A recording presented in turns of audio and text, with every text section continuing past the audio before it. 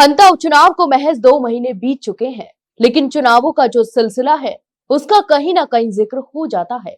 कभी नरेश मीणा के समर्थक करते हैं तो कभी खुद नरेश मीणा। आपको बता दें कि हिंडौली नैनवा विधानसभा क्षेत्र के कोलूहेड़ा गांव में आयोजित देवनारायण मेले के दौरान जब युवा नेता नरेश मीणा ने जनसभा को संबोधित किया, तब भी अंता उपचुनाव का जिक्र हो गया। उनका एक बयान जो खूब सुर्खियां बटोर रहा है।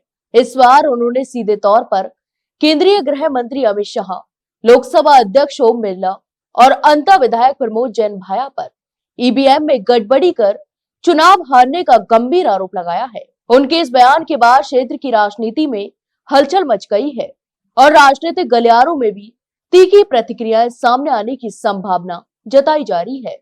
नरेश मीणा ने कहा कि उन्होंने जनता के समर्थन और विश्वास के साथ चुनाव लड़ा था, लेकिन परिणाम उनकी अपेक्षाओं के अनुरूप नहीं आए।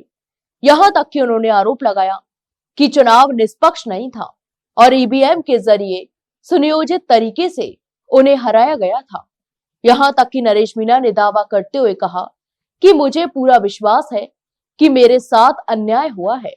अमित शाह, ओम बिरला और भाया ने मिलकर ईवीएम में गड़बड़ी करवाई है और मुझे चुनाव भी हरवाया। उन्होंने इसे लोकतंत्र पर सीधा हमला बताते हुए कहा कि अगर चुनाव प्रक्रिया पर ही जनता का भरोसा उठ जाएगा तो लोकतंत्र कैसे बचेगा।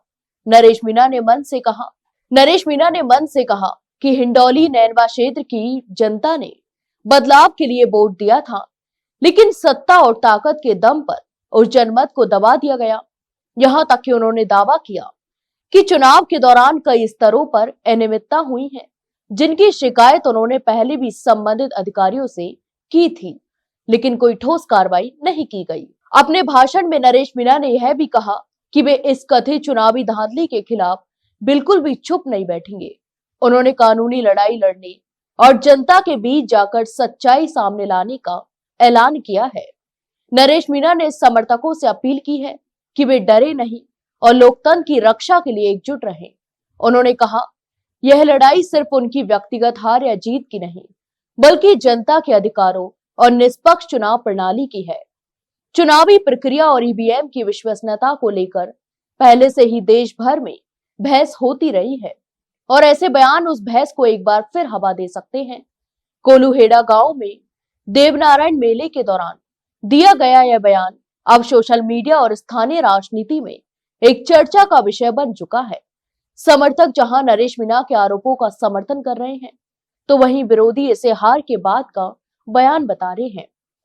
आने वाले दिनों में यह देखना बड़ा ही अहम होगा कि नरेश मीणा अपने आरोपों को लेकर कोई ठोस सबूत या कानूनी कदम उठाते हैं या फिर नहीं, और इस बयान का हिंडौली नैनवा क्षेत्र की राजनीति पर क्या कुछ असर पड़ता है।